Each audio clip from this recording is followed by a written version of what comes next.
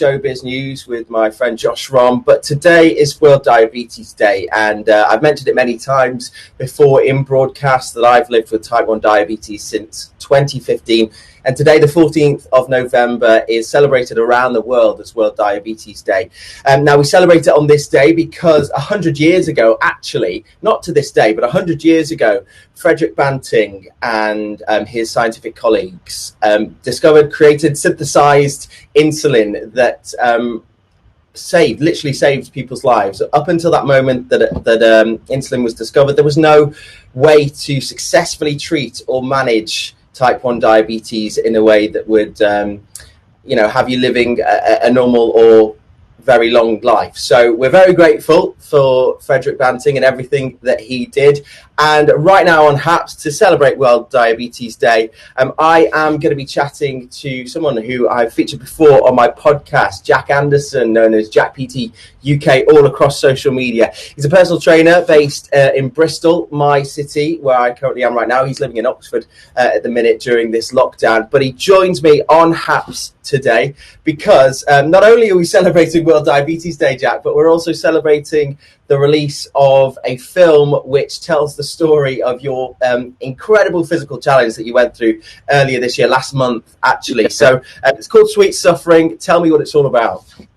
So Sweet Suffering is a film about my journey as a type 1 diabetic into a ultra endurance event, which was an Ironman, which I completed with only 4 months training.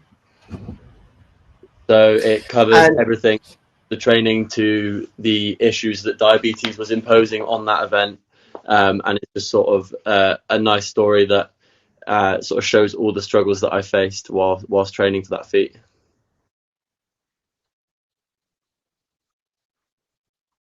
Yeah.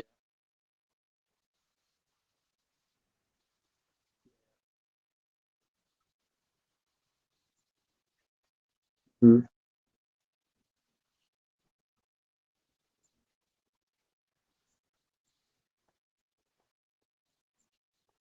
Yeah. So my first few years were really tricky. I think, when you're a teenager, you don't like rules, you don't like being told what to do, you don't really want to be different, you don't really want to stand out from sort of the norm of society. So I really struggled for the first couple of years in terms of sort of coming to terms with my condition, realizing how it made me different and the impacts that would have on my day-to-day life. So for the first couple of years, I actually didn't inject any insulin for my meals because I was just sort of completely frightened of it. So then actually in turn made myself a little bit ill, which is obviously ridiculous. And it's just because there wasn't maybe enough information out there of why it would have been a good idea for me to have been injecting with my meals, why actually eating carbs was a very good idea, and not just avoiding that altogether was a good idea, which is what I thought at the time. So yeah, it's been a very long 5 years, I'd say, in terms of everything I've learned, but definitely my mindset has changed over the last year or so, really, of how I actually manage and sort of coexist with my diabetes.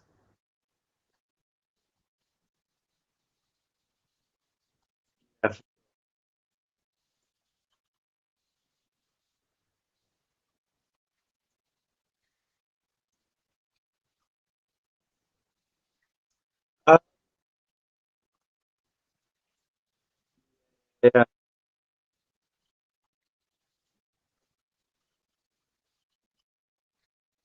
yeah, absolutely. So when I was first diagnosed, I was just started going to the gym, and that for me was my fitness journey just sort of starting. And sort of as I was just starting this journey, I was then sort of immediately faced with diabetes, which at the time I saw as a big sort of barrier that was going to limit me and what I was going to be able to go on and achieve. And I think for the most part of the 5 years that I've been type 1 diabetic, I had always, it was sort of always in the background that it was an excuse that I could call on if I needed to sort of get out of something, which I think diabetics would agree that you can use your diabetes to get out of quite a lot of stuff.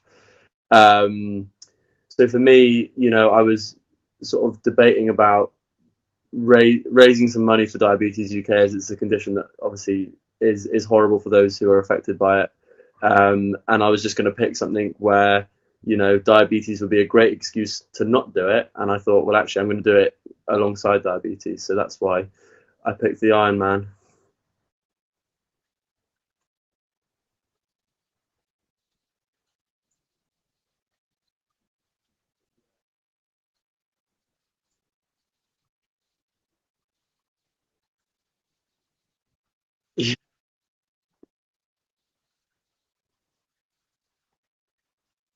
Yeah,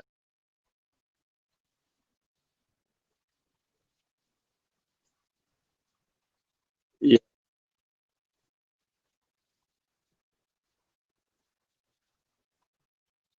yeah. So the biggest challenge that I faced when training for the Ironman was regulating my blood sugar levels. So obviously, whereas someone who's normally training for an Ironman or any ultra endurance event, so for a little bit of back context for people who wouldn't know what an Ironman is. So it's a triathlon, which is a 2.4 mile swim, 112 mile bike, and a marathon run, so 26.2 miles. Now that's like a lot of fitness to do in one day. So for someone who doesn't have diabetes, their blood sugar levels will stay sort of like flatlined, and they will eat, let's say, averagely 60 to 90 grams of carbs every hour, so that they have enough energy to be able to essentially keep moving for that long period of time. Now, the issue that a diabetic faces is that your blood sugar levels aren't just flatlined, they sort of fluctuate up and down. You know, hypos can be caused by a bad night's sleep, a change in the weather, temperature, anything like that. So there was a lot of factors that weren't sort of on in my favor, if you like. So for me, it was like, right, this is what I'm going to do, and then it was just, how do I do it? So for me, it was a lot of trial and error, a lot of what stuff works, what stuff doesn't work. Yeah, there were hypos along the way. Yeah, there were hypers along the way. And then it was just sort of really trying to nail down a strategy that was actually going to see me through the day. Was it perfect? No. Did it work? Yeah. Um, you know, I definitely changed a lot of things, but for the most part, it was like, right, let's just figure out how many grams of carbs my body is using every hour. Then let's think about how many grams of carbs is going to be too many grams of carbs. And essentially, the issue with going hyper, uh, going into a sort of a state of being hypoglycemic when you're exercising is that it can cause like muscle cramps and muscle spasms, which obviously, if you're trying to exercise for a very long period of time, that's not what you want. Um, so again, it was just sort of like pinpoint, as you would treat a hyper, you pick with the foods that you like, and you eat those. So for me, it was an awful lot of French fancies.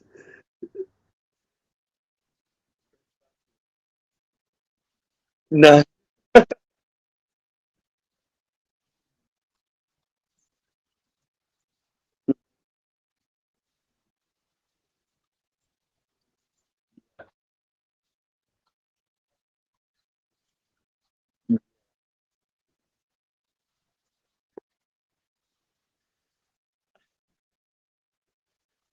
Um, so, I mean, the reason why I picked the triathlon was because I actually was really sort of enticed by the idea of learning a new skill. So, at the start of lockdown, I went to that exact same marine lake and tried to swim, and I got about 20 meters out, and I was like, okay, I actually cannot swim at all. Um, so I was like, right, let's sort of embark on a triathlon to try and like learn that skill of swimming. So, you know, it's more than anything, it's a skill, and it's a skill before it then becomes sort of something that you would consider a tool to be able to improve your fitness. So for me, you know, with a run, you can go out on a leisurely run, or if you're training for something, you can use a run to improve your fitness, to improve your cardiovascular fitness. So for me, I was using my running and my cycling, which were a little bit better practiced than my swimming, to improve my cardiovascular fitness. In terms of my swimming, it was like, right, learn how to swim, teach yourself how to swim. So it was a lot of YouTube watching, a lot of practicing, a lot of criticism off of the Instagram, and hearing different bits of advice from people. But yeah, no, it was fine, and actually, I found it really really quite nice learning something new. And there's something quite therapeutic to me in a weird way of being out in open water that's quite cold. You know, it's a lot better with a wetsuit. Doing it in your budgie smugglers isn't too fresh, but in a wetsuit, it's not so bad. But yeah, so it was.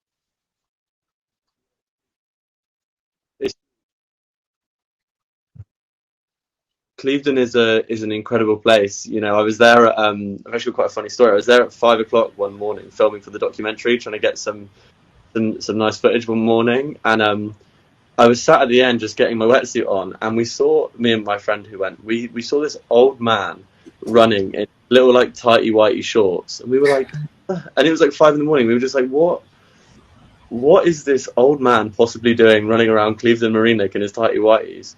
And then we spoke to someone down at the other end, and it turns out this guy goes down there and swims in his tighty whities every single day at like 4 or 5 o'clock in the morning, and then runs. And I'm like, that is incredible, but you would only find that at Clevedon Marina. It's supposed to be really good for longevity, isn't it? It's supposed to be one of the things that will keep you going for years and years and years. So, you know, if I want a long life, I'm going to have to get over my fear of cold water soon. But I've been what's it called when you water skiing? I've been water skiing in the sea at Weston. But I mean, that was when it was really, really warm. So Clevedon Marine Lake is still it's still a bit out of reach for me. I should say, people watching along, hello, welcome. You're watching on whatever social media platform you are watching me on, and indeed the HAPS app too. There's a comment box, and if you've got any questions that you'd like me to ask Jack, or indeed ask myself, then do use them and I'll pass them along. But Jack, what we spoke about there, you trying all these new things, doing this crazy sort of physical challenge that successfully happened last month. Talk about actually doing it. So after all of that training, what was it like to just get around there and finish it? So on the day, I had sort of like a really frantic mindset. You know, it's when you're doing an Ironman, you know it's not going to be a short day. You know it's going to be a long day. So the sort of conversations that I was having with myself is that, you know, think of why you're doing it. Think about the amount of people that suffer with the condition every day, and think about the amount of people with the condition that will hear about your story, and it's just going to give them that push.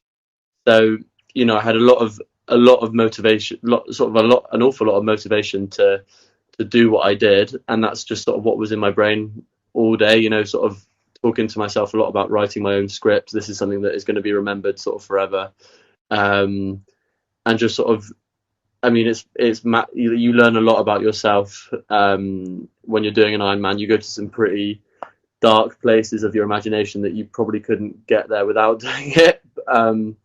You know, when you're running after moving for 14 hours already, you just think, what have I got left? So yeah, it was, my mindset was like, although I was very motivated and determined, I was also sort of very like on edge and quite anxious all day. So I don't think I was very nice to be around, but I was just in that sort of like tunnel vision, white line fever, just get to the end. And if I can only, I mean, the most difficult, well, I suppose what I've done, I've done a Tough Mudder, but I mean, that wasn't too bad. My worst ever thing, like, I don't know, physical challenge thing, was the Swansea Half Marathon, and I was in tears by the end of that. It was just never ending. But I mean, I guess the sort of nice thing about what you did is that you got to do a few different things. So, you know, the cycle felt a bit different from the run, and then the swim maybe felt a bit different about them altogether. Did it work that way, or was it just more pain after more pain after more pain?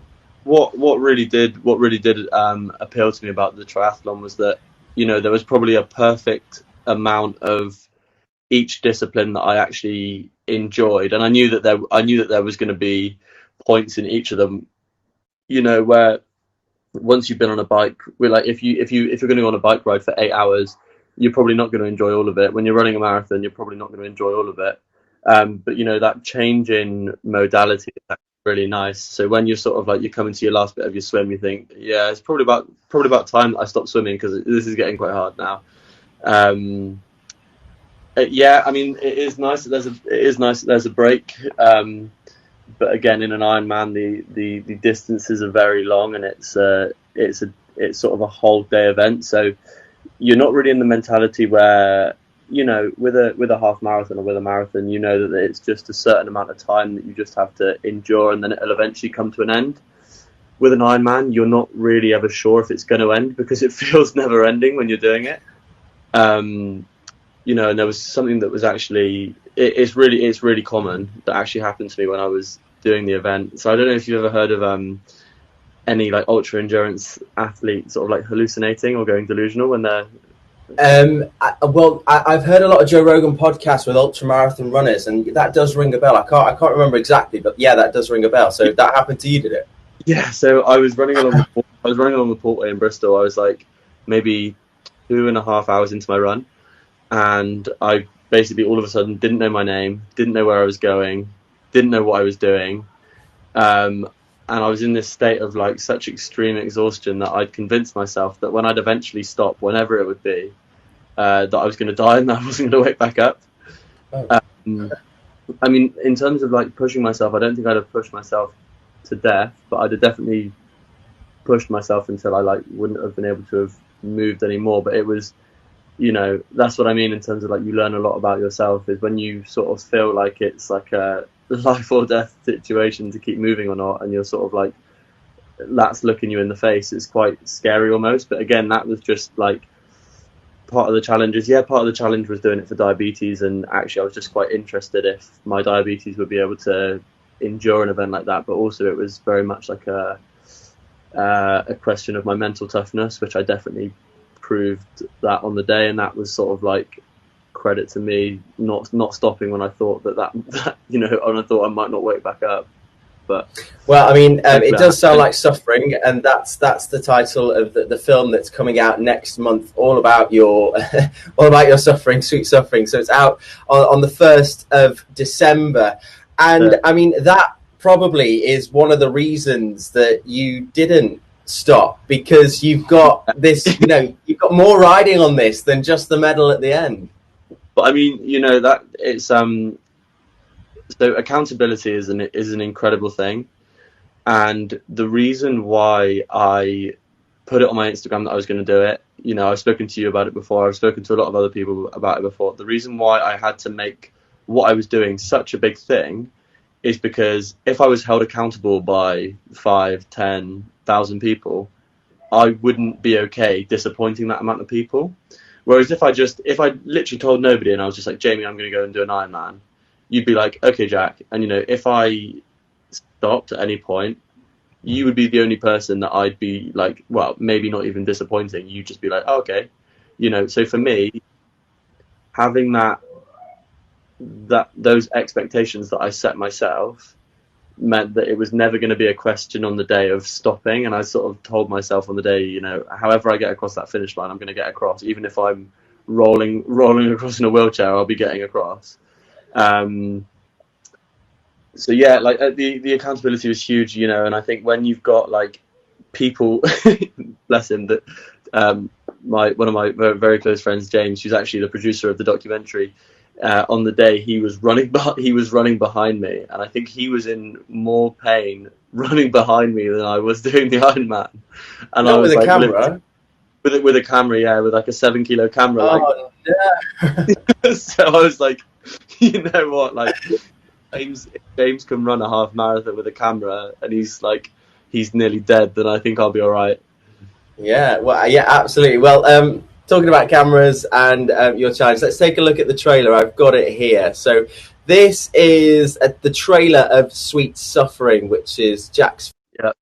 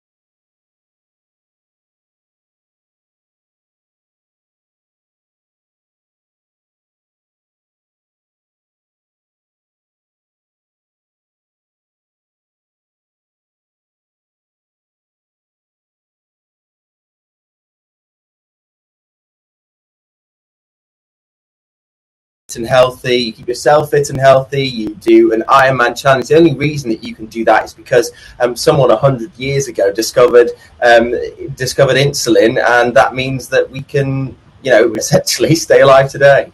Yeah. Oh, have we lost Jack? Sorry, say that again.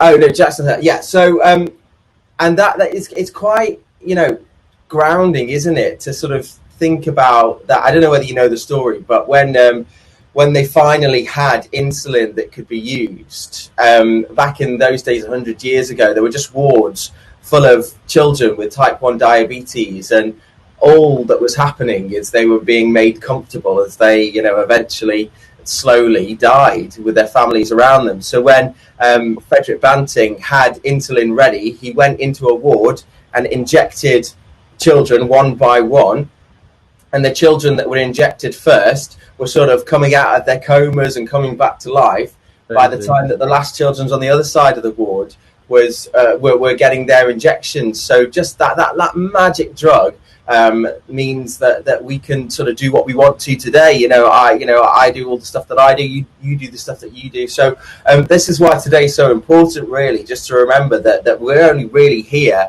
because of what Frederick Banting did. And this guy didn't make a lot of money from synthesizing this insulin. He gave away the patent for free because he understood how revolutionary this would be for, not a massive part of the population, but a considerable part of the population. In the UK, there's about 400,000 of people just like me and Jack with type 1 diabetes. Could you imagine, well, obviously you couldn't imagine your life without insulin, but even, the access to healthcare that we have obviously means that our quality of life is just a lot better than we would otherwise be able to expect. I mean, we're so fortunate that there has been such breakthroughs in technology around like diabetes, especially in the type 1 world. There's a lot of stuff. There's a lot of like fancy gear that I don't actually have. I'm sort of quite basic with mine. I stick to my finger pricks and my needle injections. But I realise how fortunate I am that there are pumps there if I want them. There are smart meters there if I want them. There are all of these breakthroughs, and that's what's so incredible about like charities like Diabetes UK, is that they're working so hard on improving the quality of life of those with diabetes. Now, I'm very much on the side that I'm not ever going to let diabetes get in the way of anything I want to do. I'm just going to learn how to, I sort of was saying earlier, to someone that like having diabetes is sort of like looking after a pet. You need to acknowledge that it's something that does require time and attention, something that does need looking after. And if you look after it will look after you. And that was something that I struggled with for the first couple of years, and I think for a lot of people, there's people that are always going to struggle with their diabetes, that are always going to struggle to understand their diabetes and the needs that essentially, well, the needs that their diabetes has that affects their lives. So it's something that, again, that although I'm very fortunate that I don't struggle so much with mine because I'm very active, I'm very in tune with my body, it's also something that I'm very interested in, whereas before it actually wasn't, and that's why I probably did struggle a little bit. But we are just so incredibly lucky that there is so many resources out there for us. Absolutely. And I was speaking to a lady called Jo Fox, who's written a book called Type Awesome, Fighting Highs and Lows, which is out today, World Diabetes Day, www.typeawesome.com/buy the book if you want to get your hands on it. And she was telling me, basically she's wrote this book, and it's just positive stories from people who live with type 1, which you would have actually been a great candidate for. For people to sort of get, when they get first diagnosed, to sort of prove that there is life outside of injections and finger prick tests and all that sort of stuff. And she was telling me about one of the charities that the money is going to, and it's I forget the name of it now. I think it's Penzel's Trust, and they basically fund insulin for children in India because they just can't get hold of it. And even today, 100 years later, 100 years after we knew insulin was effective and worked the way it should, there are still people out there, even in America, the USA, still people out there who can't get their insulin that they need. So it's really important to mark today's day. It's really important for Jack to keep doing what he's doing, and showing the world what can happen if this condition is managed correctly, and someone has the opportunity to fulfill their potential. And obviously, Jack, you're in your early 20s. You've obviously got a long way to go yet in terms of goals, I'm hoping. So I mean, you're starting with a film. You're starting with an Ironman challenge. What's the ultimate goal? What's next? So I think it's always just going to be finding. In terms of like sort of outcome for me in my life, I've got career goals. I've got sort of like personal goals.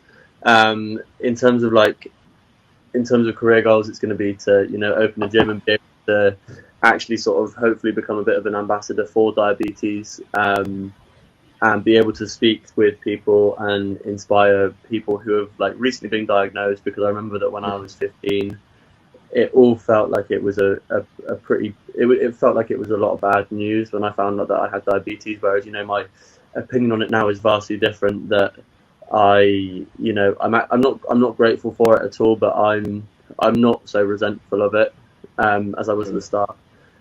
In terms of like fitness challenges, I do want to top what I've done. For sure, it's just going to be a sort of to the drawing board to just figure out what's next.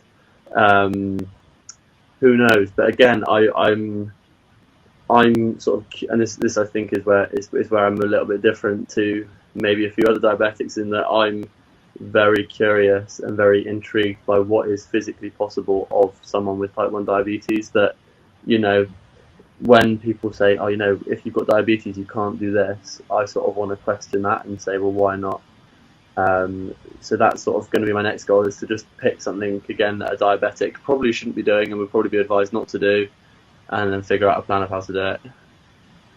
And we're talking fitness here. We're not talking like a Bruce Bog Trotter cake-a-thon or anything like that. We're talking fitness. I'm actually going to bake a cake today. It was my birthday at the start of November, and I bought myself a pre-made cake box mix, and I was gonna make it for a TikTok, and I never ended up making it. But it's World Diabetes Day, and I've got blue food dye, so I'm going to make a blue cake for World Diabetes Day. Sorry? Have you painted your nails? No. With it being locked down, I haven't really got access to any female friends, but I do have a blue dry wipe thing. So to explain what's going on here is Diabetes UK is asking people to paint their nails blue in a sort of show of support for people with diabetes. So are your nails painted? Unfortunately not. Are you going to paint them? Rubbish. If I've got any blue nail paint here, I will, if I can find some. You didn't bring your makeup bag then with you? I know, I forgot it. Hopefully them. But there we go. So I've got 2 blue nails in the spirit of things for Diabetes UK. But Jack, it'd be great to talk again. Good luck with everything in the future. I'm sure we'll catch up more in the future as well on all your big plans. But that was Jack Anderson, the sort of co-producer and star of Sweet Suffering, a new film coming out on Amazon Prime next month on the 1st of December. I believe.